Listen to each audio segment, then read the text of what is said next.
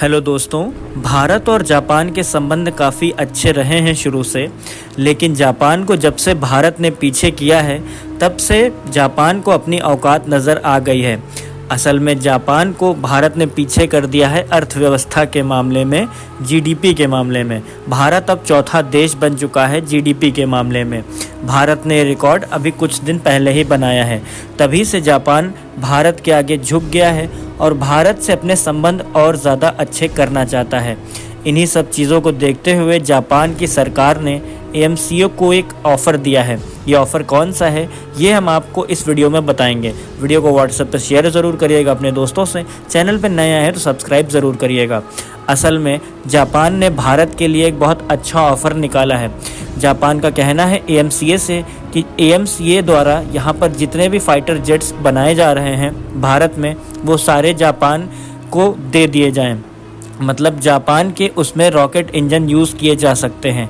आप सबको मैं बता दूं, इस इंजन का नाम है IHI FX91। ये जेट इंजन का प्रयोग किया जाएगा भारत में आने वाले सभी प्रकार के ड्रोन्स में, सभी प्रकार से यहाँ पे फाइटर जेट्स में। भारत ने ये ऑफ़र स्वीकार भी कर लिया है।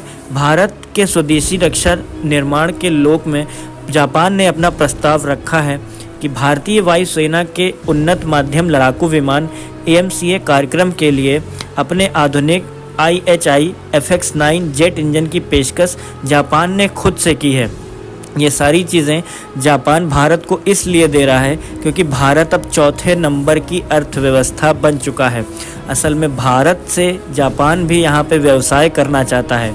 जैसा कि आप सब लोग जानते हो कि जापान अब तक की कोई भी डिफेंस साझा नहीं करता था भारत के साथ में। मतलब कोई भी मिसाइल, कोई भी डिफेंस सिस्टम, कोई भी प्रकार के उपकरण जापान नहीं भेजता था भारत को। लेकिन जब से भारत ने जापान को उसकी औकात दिखा दी है तब से जापान ने भी यहाँ पर सारी चीज़ों के ऑफ़र भारत को सौंप दिए हैं। जापान का सीधे रूप से AMCA को ऑफ़र है कि AMCA यहाँ पर रॉकेट्स, फाइटर जेट्स और यहाँ पे जितनी भी चीज़ें हैं वो सारी जापान से ले सकता है। जापान ने खुला ऑफ़र दिया है भारत को। पूरी बात मैं आपको इस वीडियो में बता देता हूँ। सह विकास और स्थानीय उत्पादन शामिल हैं। इसमें सारी डील्स जापान और इंडिया के बीच में होंगी, जो स्वाभाविक रूप से भारत की भविष्य में हवाई लड़ाकू क्षमताओं को बदल सकता है। असल में AMCA ने यह चीज़ को स्वीकार कर लिया है कि IHI XF91 जेट इंजन जो है वो पेशकश किया जाएगा आने वाले 2026 की भारत और जापान की समिट में। भारत के प्रधानमंत्री जापान विजिट करेंगे और ये जेट इंजन जापान से ख़रीद लेंगे। इस पेशकश के साथ में जापान भारत के 5.5 पीढ़ी के स्टील्थ फाइटर की शक्ति प्रदान करने की होड़ में शामिल होने वाला चौथा देश बन चुका है। यहाँ पर जितने भी देश हैं वो चौथा देश यहाँ पर भारत बन चुका है। अभी तक का सबसे ख़तरनाक इंजन बताया जाता है फाइटर जेट्स के लिए। FX91 11 टन सबसे भारी है, 107 kN का मार्क है इसमें। और यह कदम भारत और जापान के रणनीतिक संबंधों को मजबूत करने का संकेत देता है। खासकर इंडो पैसिफिक क्षेत्र में विशेषज्ञों का सुझाव है कि इस तरह की साझेदारी जो है भारत और जापान की आने वाले समय में हर एक चीज़ को साझा करने के लिए लाई गई है। आने वाले समय में भारत और जापान की और भी आधुनिक डील्स आपको देखने को मिलेंगे। FX91 डिज़ाइन की यहाँ पर सारी की सारी चीज़ें जो हैं वो जापान भारत को प्रोवाइड करने के लिए तैयार है।